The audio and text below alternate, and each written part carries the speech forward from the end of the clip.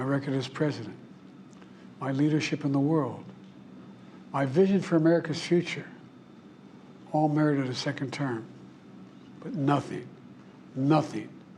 can come in the way of saving our democracy. That includes personal ambition. That was President Biden speaking to the nation from the Oval Office last night. We had special coverage of this, and it is just days after he decided to end his re-election campaign. The president made clear there's more he wants to accomplish before he leaves office, but admitted that it is time for new and younger voices. In just a few months, the American people will choose the course of America's future. I made my choice. I've made my views known. I would like to thank our great Vice President Kamala Harris. She's experienced, she's tough, she's capable. She's been an incredible partner to me and a leader for our country. Now the choice is up to you, the American people.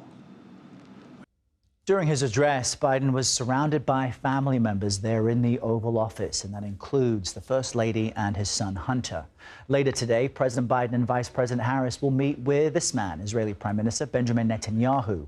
This comes after Netanyahu addressed a joint meeting of Congress yesterday where he asked the U.S. to fast-track aid to Israel amid the ongoing conflict in Gaza.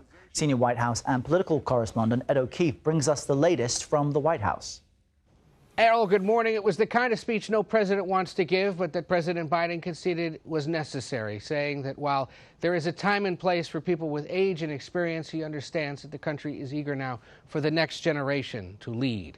In his 11-minute address, the president laid out his argument that perhaps his record merited a second term, but he threw his support behind Vice President Harris, saying she has the requisite experience to serve as commander-in-chief. And he never made explicit reference to Donald Trump, who we know was watching the speech flying back from a campaign stop in North Carolina. But he did say that the country has a choice to face. We have to decide, he said, do we still believe in honesty, decency, respect, freedom, justice, and democracy? And now he says he hopes to focus on a handful of things in his closing 6 months in office: fighting for civil rights and abortion rights, dealing with climate change, gun control, and fighting cancer. And in the coming days, we expect him to lay out a series of proposals to overhaul the U.S. Supreme Court, something that his Democratic base of support is eager to hear about. The president is also set to meet today with Israeli Prime Minister Benjamin Netanyahu, someone he's been on the phone with constantly since last October's attack by Hamas on Israeli citizens. We expect today's meeting to include a meeting with the families of American hostages still being held.